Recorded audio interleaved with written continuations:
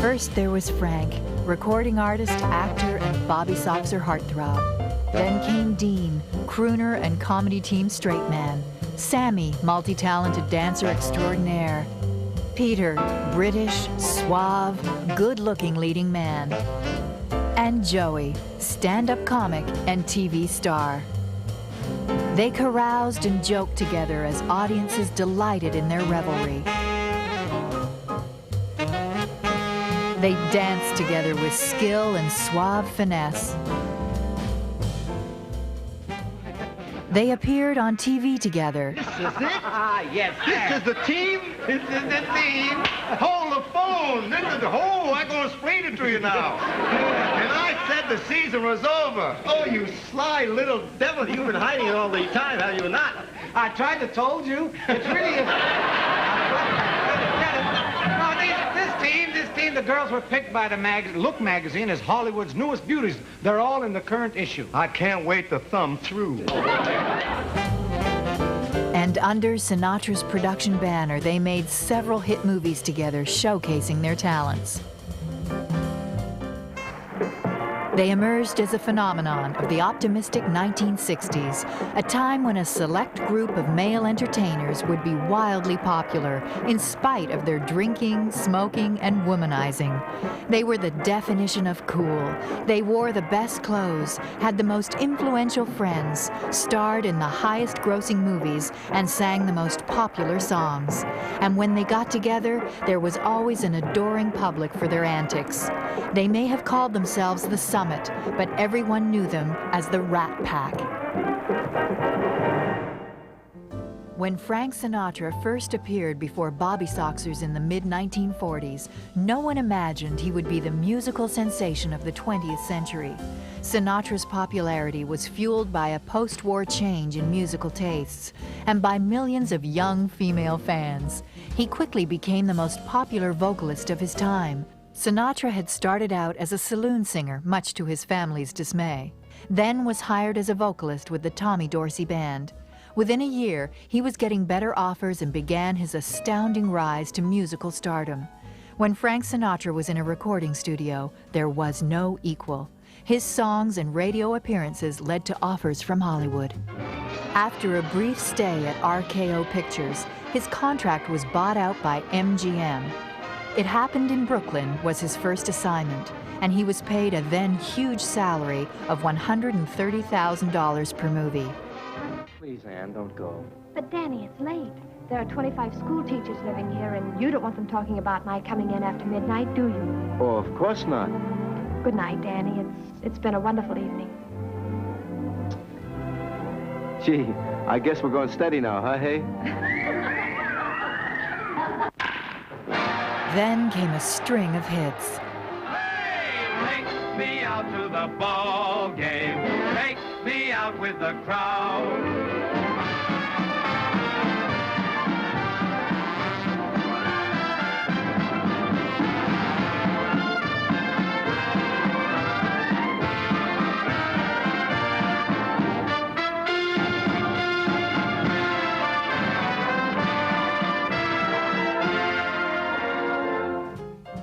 After his much-publicized marriage to Ava Gardner, Sinatra continued to work regularly on radio and television and in occasional movies. But his popularity waned in the early 1950s. His stormy personal life began to attract more attention than his performances. By 1953, his movie career was in a deep slump. Sinatra, in debt to the IRS for $100,000 in back taxes, struggled to land a supporting role in From Here to Eternity.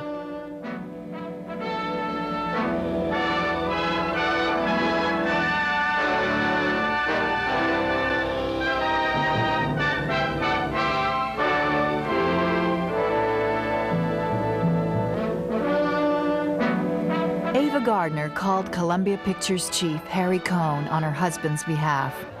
The irony was that Frank and Ava were separated before the movie was released. Although Frank agreed to a mere $8,000 salary and fifth billing, it was a jump start to his dwindling popularity. Even after the movie was finished, the studio was still wary about Sinatra and didn't even highlight him in the promotional preview. I never knew it could be like this. Nobody ever kissed me the way you do.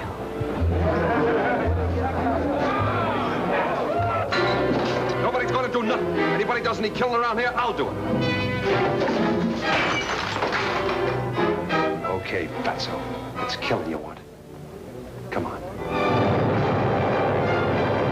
From Here to Eternity became the highest-grossing movie of the year and a major contender at the annual Academy Awards.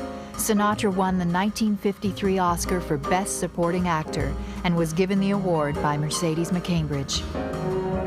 Soon, Sinatra was offered more dramatic leading roles in movies like Suddenly, in which he plays a presidential assassin. You're sick, man. You're sick. I don't like that. Don't play God just because you've got a gun. But you see, Sheriff, that's the way it is. When you've got a gun, you are a sort of God. If you had the gun, I'd be the chump and you'd be the God. The gun gives you the power of life and death. It's a funny sort of feeling to have control of life and death. You must have had it during the war. You could miss a man if you had a mind to, or you could kill dead in his tracks. And that made you kind of God. And I liked it. Without the gun, I'm nothing. And I never had anything before I got one. First time I got one on my hands and killed a man, I got some self-respect. I was somebody. But Frank returned to a lighter side in movies like The Tender Trap, which resulted in a #1 hit song for him as well. Clearly, he was back on top. What are you doing tonight?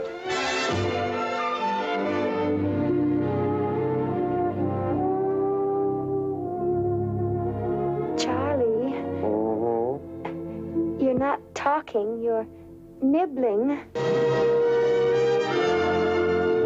Because you know more about how to please a lady than any other man on the Eastern Seaboard. Dean Martin was a crooner who found fame as a straight man to the buffoonery of Jerry Lewis. At War with the Army was one of their first star vehicles. Now just relax. Roll up your sleeve. Think of something pleasant. You're eating ice cream. You're dancing with a beautiful, beautiful girl. You're sleeping in a white, dreamy bed. I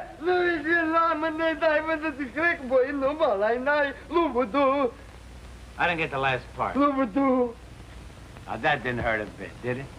How do you feel? Feel good? Okay? Come on, let's go. Martin and Lewis quickly became a show business phenomenon and were signed to a long-term contract by producer Hal Wallace. Hey, stop the picture! Stop the picture! Hey, Mr. Projectionist! Turn off the film! Stop the music! Somebody's got everything all mixed up. Our picture ain't playing now. We're coming next. This is the most outrageous thing I ever heard of. Mary, don't get excited. We're not showing Sailor Beware. We're just showing a few scenes, so when it plays here, the folks will come back to see it. Oh, that's a jolly idea. What will we show them first? Their movies were incredibly successful, but they all followed the same formula. Goofy Jerry Lewis antics, punctuated by Dean Martin's crooning, with a little bit of romance thrown in for good measure. Catastrophe in the Country Club. Hey, buddy, you got a towel? Somebody took mine. Pandemonium at the dinner party. Hey, Charlie, everything... Uproar on Broadway. With salaries guaranteeing them each $1 million a year, Dean and Jerry sang, danced, and romped their way through a total of 16 movies over 7 years. Their steady popularity was one of the bright spots in Paramount's bottom line, which had been severely impacted by the proliferation of television. Nevertheless, each movie was more successful than the other. Living It Up was one of their best. They're the biggest sensation that ever hit big-hearted New York. Because thanks to that beautiful sob sister Janet Leigh, everybody in town thinks Jerry's going to die of radioactivity in a few days. But just between us, the kid's a lovable fake. Nice boy, nice boy. On your feet, you phony basset hound. Wally! And you keep your hands off of me, you singing quack. Should I try bombs away? Well, you'd better try something, because in a couple of hours, the whole city of New York is going to be banging at the door, howling for your blood. Although Dean had several hit records every year, Jerry's popularity and growing demands for control of their movies caused friction between the two.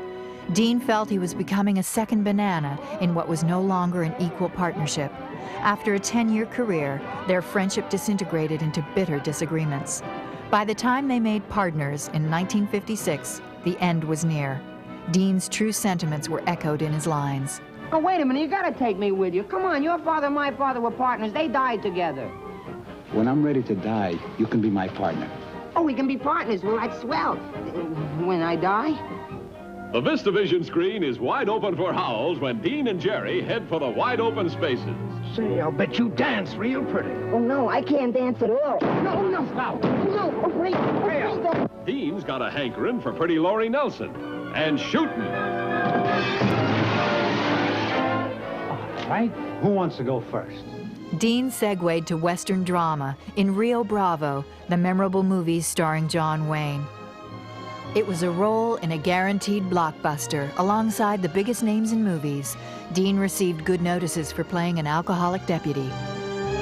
Yes, there'll never be another like Rio Bravo, with its thundering story of raw courage against overwhelming odds, and its once-in-a-lifetime combination of today's hottest star names. You've seen nothing like them together, and here at Rio Bravo, nothing can tear them apart. Where are you going?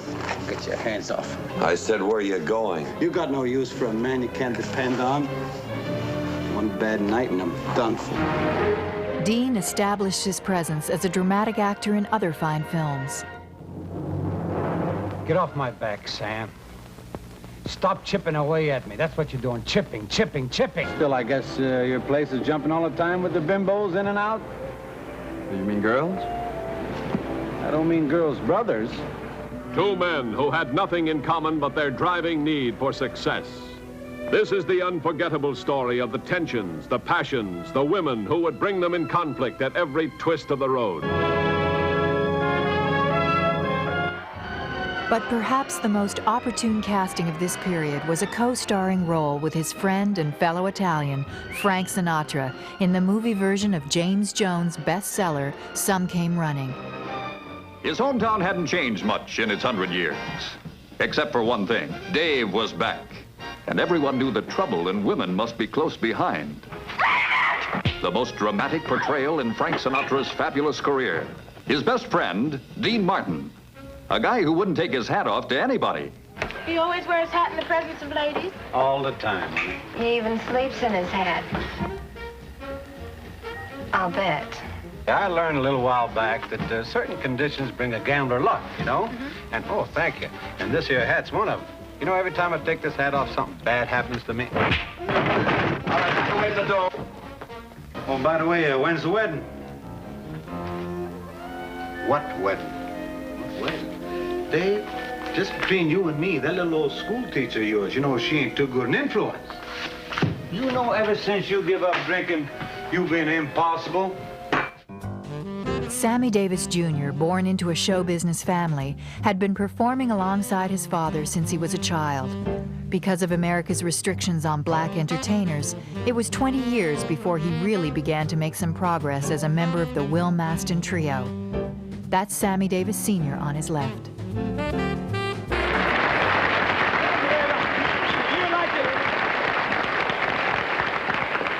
Gee, Dad, it's a Wurlitzer. It goes for me. May I play them? Oh, gee whiz. And away we go. Sammy's extraordinary talent as a performer was not limited to singing and dancing.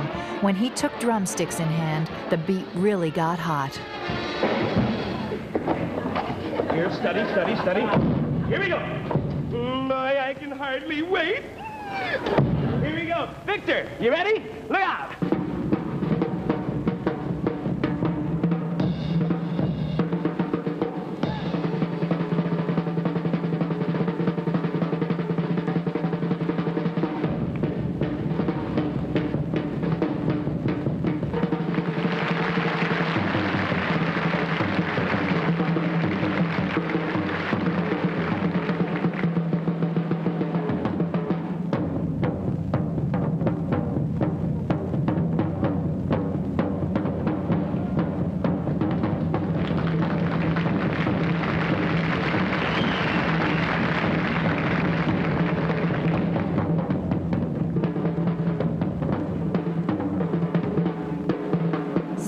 made Frank Sinatra's acquaintance in 1947.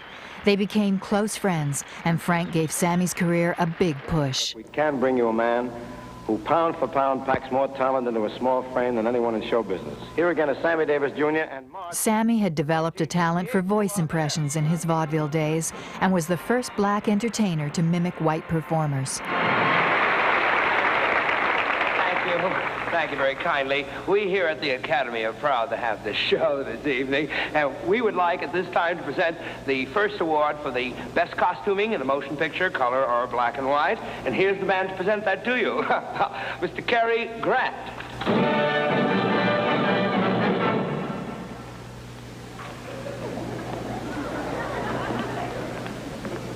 Good evening.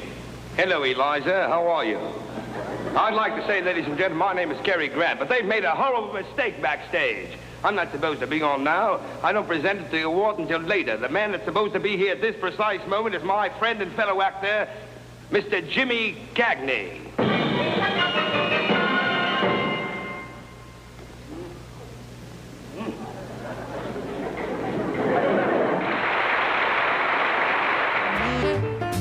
Peter Lawford, a child actor in his native England, was brought to Hollywood by MGM in the late 1940s. You know, it's a funny thing. When I walked in here a few minutes ago, I felt kind of sorry for you.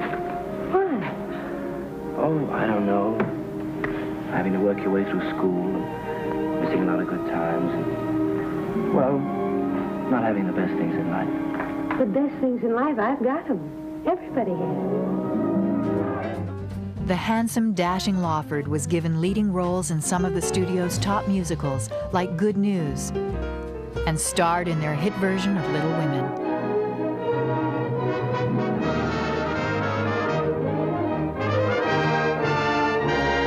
Oh, you feel differently, Joe, when someone falls in love with you on a soft summer day with the sun setting through the trees and your lover's arms stealing around you. Huh. I'd like to see anyone try it. Would you? In Royal Wedding, he romanced another MGM star, Jane Powell. But I'm just going home now for the wedding. The royal wedding? Yeah. You're going to the wedding? Well, I'm escorting someone, yes. Well, you really are a lord, aren't you? I'm afraid so. My, my. Haven't you ever met anyone who held a title before? Only Joe Louis. Although Lawford was at MGM when Sinatra was under contract and even co-starred in Frank's first movie, the two men had a bitter falling out over Ava Gardner and did not speak for more than a decade. Lawford's marriage to Senator John F. Kennedy's sister would bring him back into Sinatra's circle of friends. In the late 1940s, Las Vegas, Nevada was an arid, dusty desert town, blossoming in the post-war economic boom. Hotels were springing up everywhere to take advantage of the loosest gambling laws in the country, and gamblers were finding their way to Vegas in ever-increasing numbers. But the hotel owners decided they needed top entertainment as well as gambling. Frank Sinatra was on everyone's short list. Proximity to Los Angeles made it convenient for performers like Frank to spend their weekends or time in between productions luring star-struck tourists to the gambling mecca. Sinatra, already a regular headliner in Vegas since the early 1950s, was the guest of honor when the Dunes Hotel opened in 1954. On a career roll with smash movies, hit singles, and TV specials, Sinatra even got into an Arabian Nights costume and suffered a long camel ride as part of the opening. With all the hoopla of beautiful women, lavish costumes, and no expense spared, it was the kind of show Vegas was becoming famous for. And the Sinatra name could be counted on to lure the crowds. There was a saying in Vegas that when Frank Sinatra came to town, everybody made money. From casinos to hotels to taxicabs to hookers. Sinatra, probably more than any other entertainer, was responsible for the incredible success of the Las Vegas Strip. Sinatra and Las Vegas would forever be linked in the public's eye. When the Sands Hotel celebrated its 4th anniversary in 1956, Sinatra was on hand with Jerry Lewis and Danny Thomas. As a regular star performer at the hotel and part owner, Sinatra had the run of the place. A special 3-bedroom suite was built for him on the ground floor because of a fear of heights. There were also bellboys on 24-hour call to attend to his every need. There was good reason for the frivolity of the occasion. The Sands was an incredibly popular and successful hotel, and Frank shared in the profits. Las Vegas had become his town, and he exercised his power as he wished. He gave out free show tickets to all his friends, and they were expected to return the favor by appearing on stage with him. This was the beginning of a trademark style of entertainment, which would form the Rat Pack.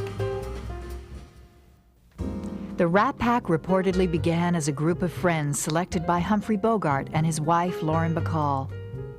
When Bogey died in 1957, Frank Sinatra became the heir apparent and brought in a whole new group of members: Dean Martin, Sammy Davis Jr., Peter Lawford, and Joey Bishop.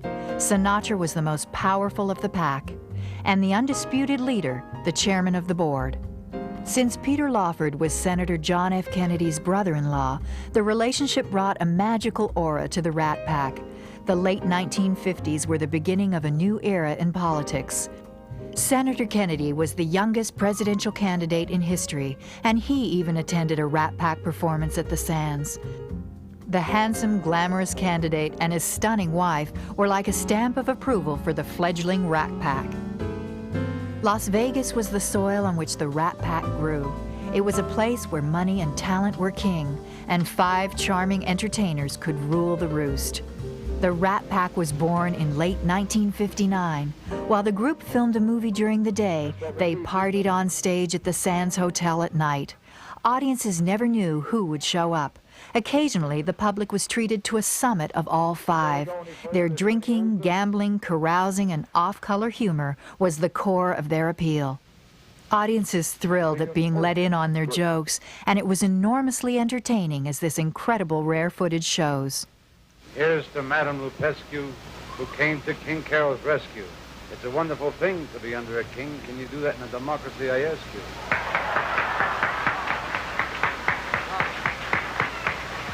Arthur. Sammy, this is your night. Come. Try to act orthodox.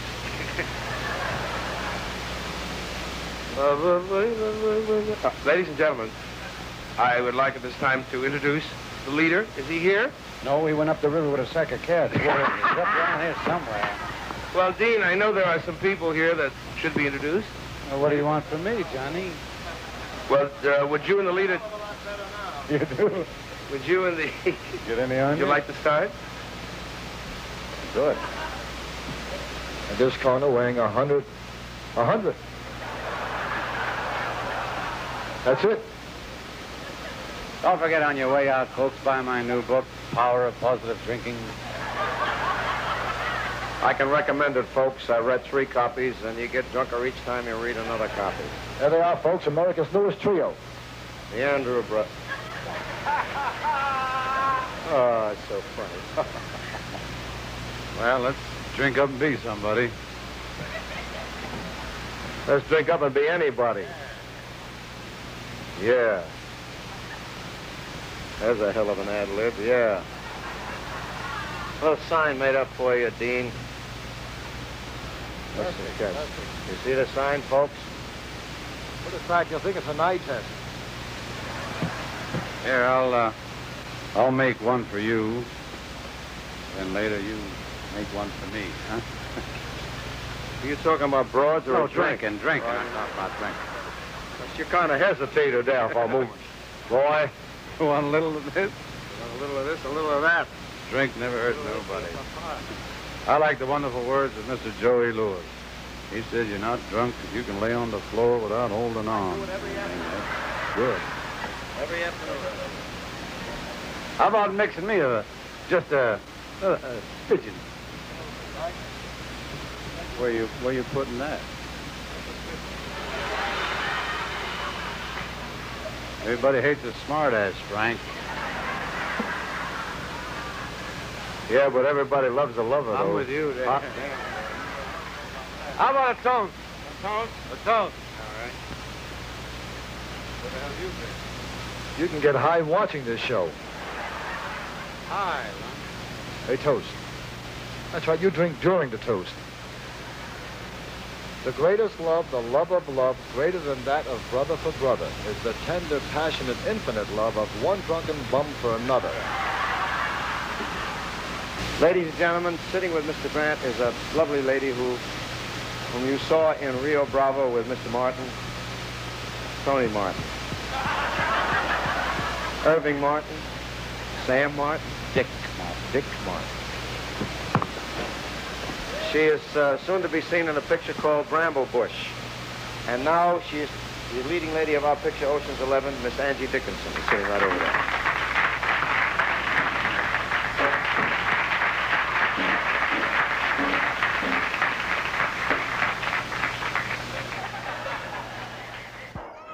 A lot of the fun the Rat Pack enjoyed translated to their first movie together, Ocean's 11.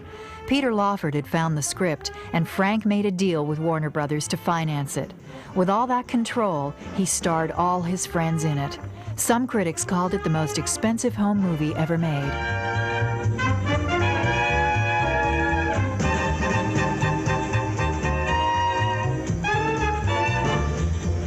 Keep your eye on Danny Ocean.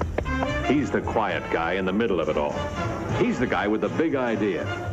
He's calling a summit meeting of his own, and it's going to be a summit to top them all. Now, all he needs are 11 men, like, say, 11 ex-paratroopers from his old outfit. And you'd be amazed where you can find an ex-paratrooper these days. You look in a bar, and there's Harmon playing alcoholic piano. Or you turn up DSM winner Josh in a fleet of trash trucks. Jimmy Foster is sure to be wherever there's the most of anything. A guy like Bergdorf's been playing some very long odds. And Mushy's sticking close to the money. But when Danny called, they came. And what they heard was a plan of independent initiative and individual enterprise to stir the spirit of every swinging citizen.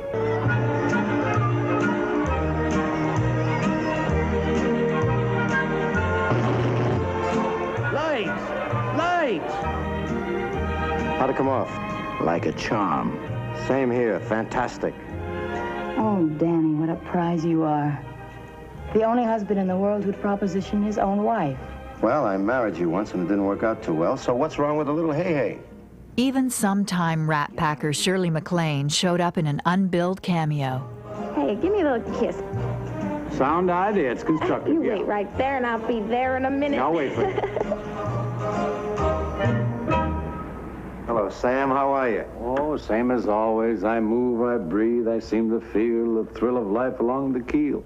You sound like a ferry boat. I'm not a ferry boat. I'm a very manly sloop. Wherever I go, people stare at me in dumb admiration. Yeah, what happens when they speak? What's so funny? I knew this color would come in handy one day. Hey, Josh. Yeah?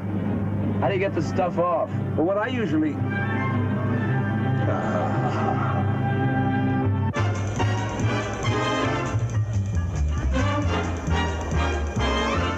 With all the production values of Las Vegas and Hollywood, Ocean's 11 was one of the biggest box office draws of 1960.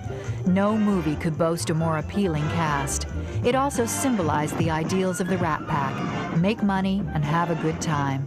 With its success came a craving for more Rat Pack antics. Admiring ourselves again, eh? Son of a gun always buys his own records. I was just planning to tell Elvis... Television audiences got their taste of the Rat Pack when any members of the crew appeared together. The ad-libbing, although greatly toned down, was always present. Isn't Harry Carey Big Daddy? Now, come on, boys. Look, now, let's not. I made some pretty good albums here, didn't I? What? Like this one. Yeah. Look at all of these. Yeah. Clever? Hey, look at there. There's Ferlin Husky. Who's the wise guy here? And look, this one won an award. For best singing? Forget it. Nelson won it for the best orchestration. Forget it. Wait a minute, I think I know what he got it for. I know. Don't tell me, Joey. Best sound engineering. No, you both lose. What? It was the best cover. You son of a gun, I didn't know you could draw. You painted the whole... accusing the leader of not being able to draw? I made a mistake. I am sorry, O ruler of us all. That's all right.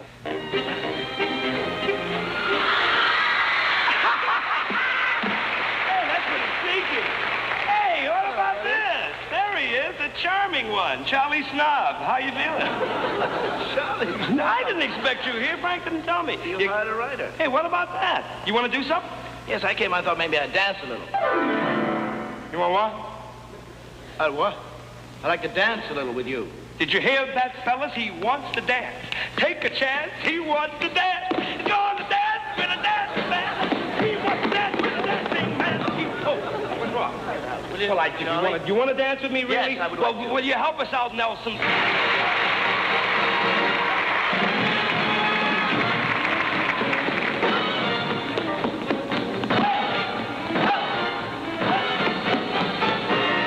Now, if you beat some time for me, I'll wail a little bit for these nice things. Yeah. No, good. Here's a great act, folks. One guy dances, the other guy applauds. Ready for the big time. Woohoo! Leave us alone, will you, Joey? Go ahead, Speeder. Beat some time for me.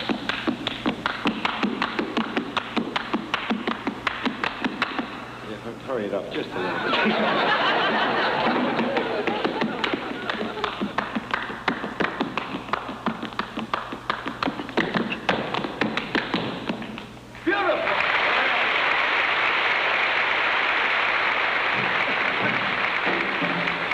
Me to follow that? Take your best shot. Okay, Morty.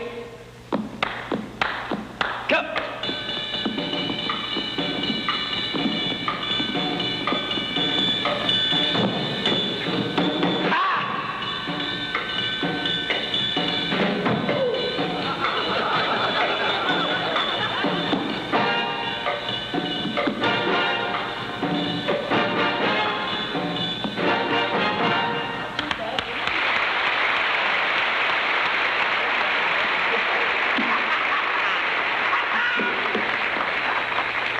You did so. Listen, I just want to say, Peter, that you surprised me. I never knew that you could do so well on your own. And since you've done so well, I was wondering, do you think it's possible, Peter, old man? Yes. Do you think we might be able to do something together? Well, let's go home now, Mama. 1, 2, 3, 4.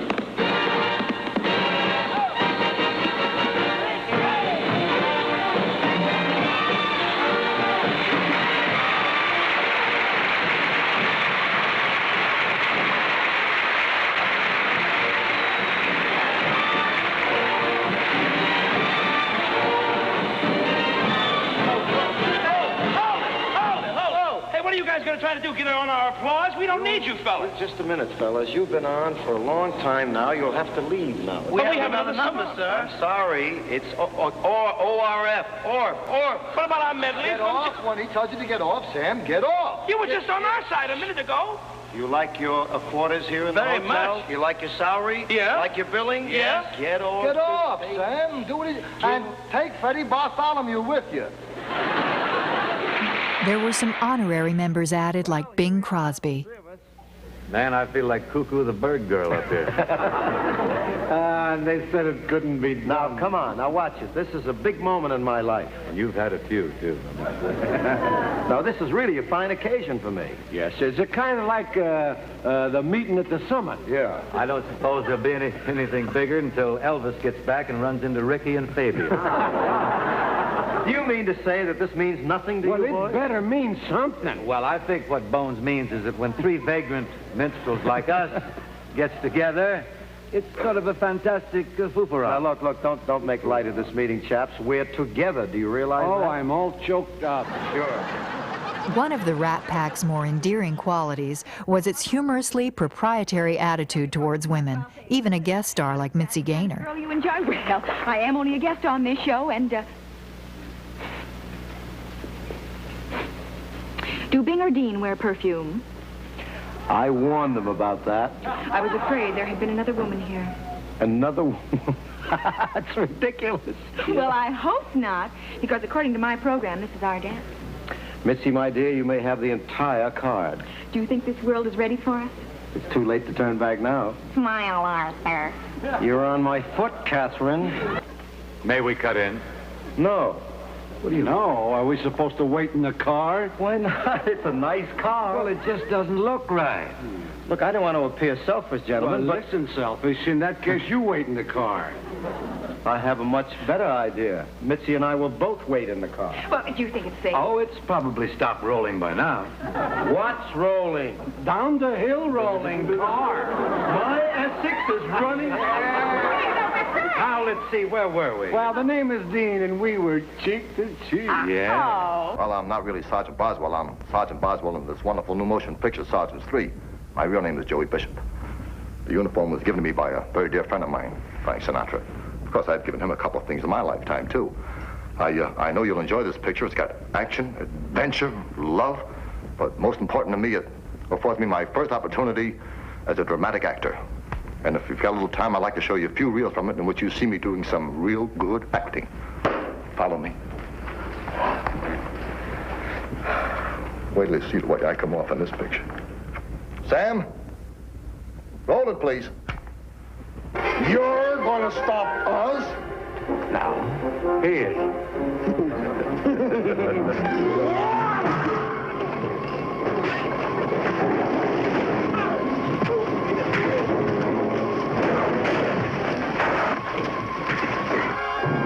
Sam, I know you like to see action takes place in bars, but will you please show the reel where I'm doing my acting? Thank you, Sam.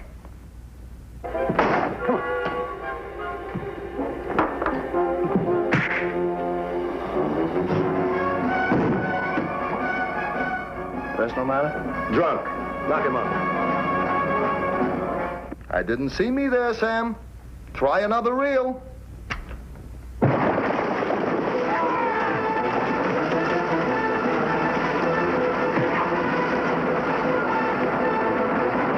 Will you stop clowning around and get up here? What was I, Sam, an Indian or a horse there?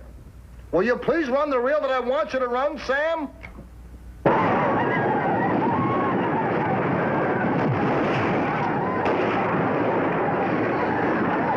Sam, your job is hanging by a thread. I don't care if you are Frank's uncle.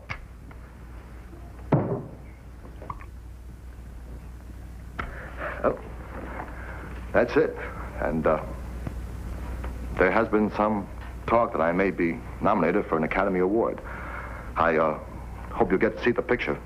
Actually, I wanted them to call this picture A Star Is Born, but they insisted on Sergeants 3. Go see it. You'll love it. Son of a gun.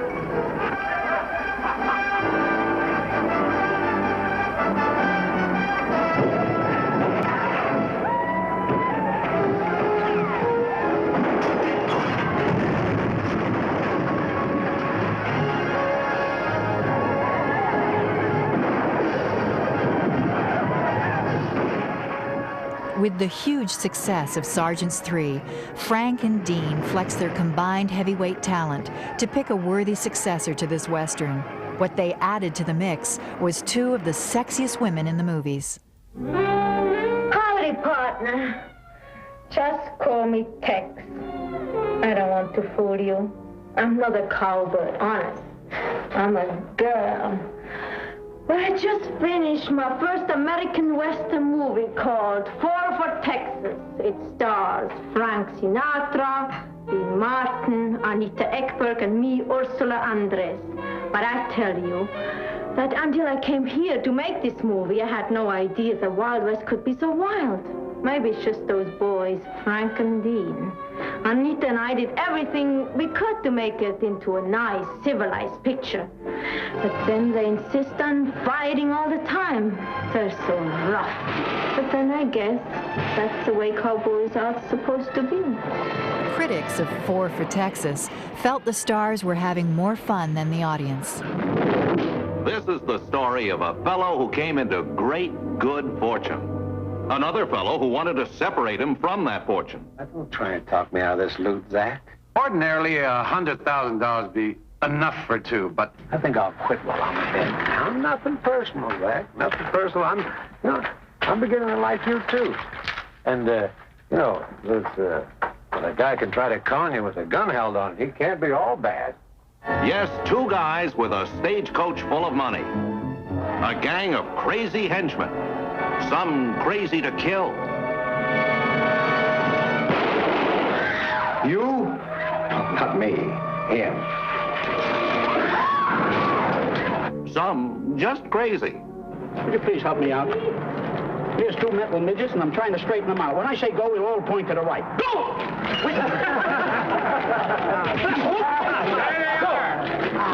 Well, I guess if I have to die, I don't mind dying at the hands of a beautiful woman. Take it from me, partner. The Far West has never been so far out. Robin and the Seven Hoods reunited the Rat Pack on the movie screen for one last time in a hit musical. By the mid-1960s, the Rat Pack was at the peak of popularity. Their traditional blend of music, comedy, and horsing around became a favorite with audiences. I'd like to thank the NAACP for this wonderful trophy.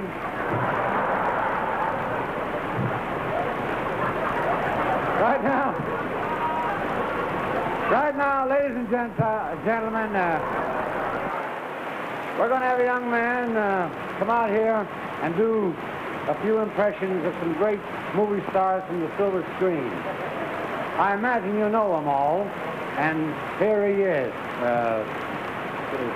Sammy Davis Jr. doing a few things. I know that's wrong, but I ain't about to correct it either. So come on up here, you little color coat. My last show. Don't point your finger at me, Daddy. Go get him, boy. Don't you be scared.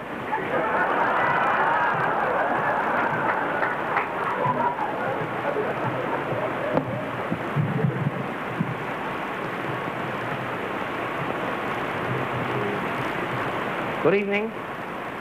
Good evening, ladies and gentlemen. And welcome to our show. Tonight on our show, we really have some wonderful personalities. I would like to say that before we bring all these folks on stage here, there are some celebrities in our audience that I would really like to get up here to you folks who are watching at home. And Stephen, want to get up here on the stage? I say, ooh, right about there. Let's meet this first gentleman with a great big hand, Mr. Jimmy Cagney. James? Just a minute. Let me get it straight. You mean all I gotta do is to take the 50 G's while you play possums with the cops? Mm-hmm. Is that right? How about one of these when you burn? Jocko?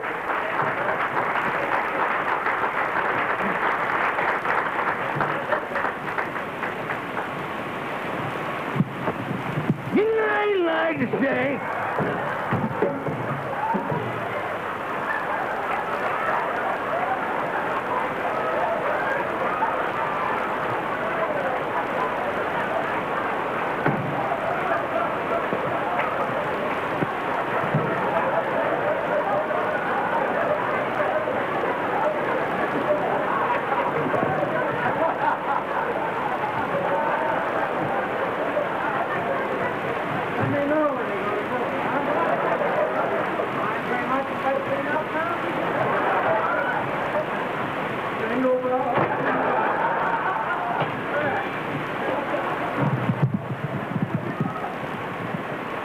I'd like to say...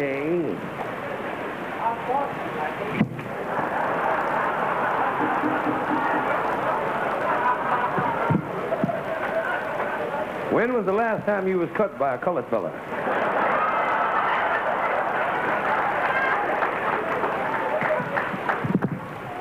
Would that make me Jewish?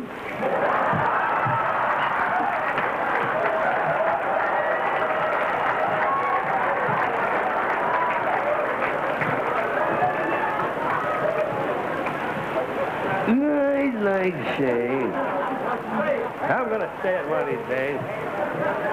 You nitwit. What do you want from us?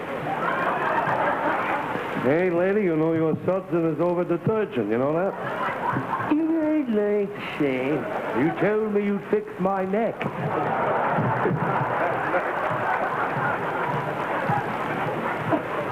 And ever since I've been the head of Blair General Hospital, there has been one man that I... Thank you, baby. And really one of the great people of our time. And here he is. Please, do not laugh when I'm doing this. Don't laugh, just turn me on. Here is Cary Grant. Cary, you young whippersnapper.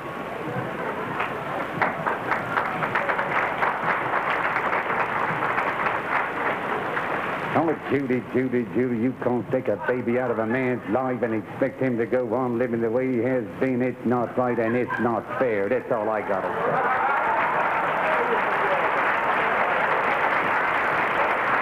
say. All right, the lottie is up against the wall, sweetheart. That's it. And I want just cool it with the applause, Charlie. Any movie? I'd also like to say that I busted out a stir instead of you saying straight. Somebody's been playing potsy around here, and I'm the only potsy player allowed. You understand that? I run this mob with an iron hand, and you think that's easy carrying around an iron hand. You're nuts. I run along my top man, top guy. I don't know what I'm doing here. I don't want to you like this. And here he's going to come. Shut up, Willie. This play, you must remember this. All right. Here is Edward G. Robinson.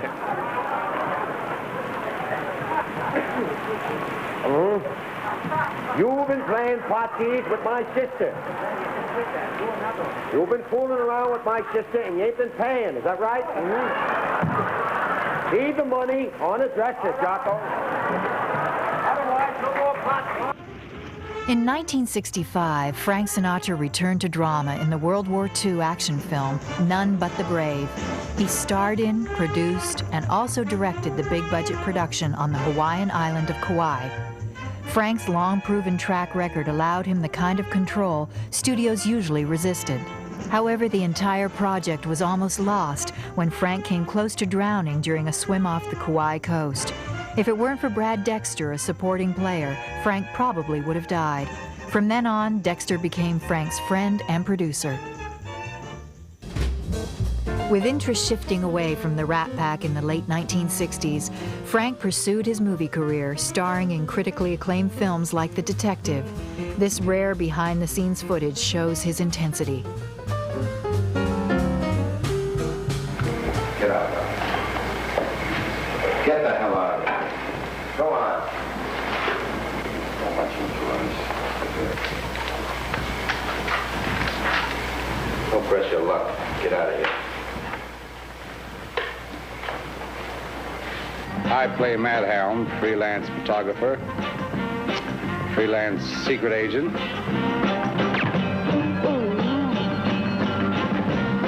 Freelance freelancer.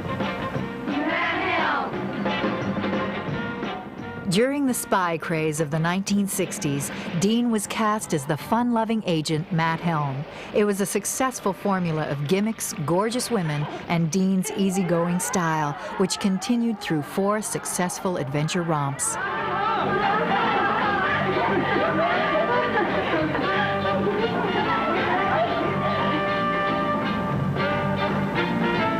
It's an ambush. Let's get out of here. Sammy starred in Vegas and in 2 movies with friend and fellow Rat Packer Peter Lawford, based on the characters Salt and Pepper, followed by a sequel called One More Time. As late as 1989, Old Blue Eyes and his good buddy Sam took to touring again. Unfortunately, Dean had to drop out. He was replaced by the talented Liza Minnelli, but it was no longer the same. Good night, everybody. See you tomorrow.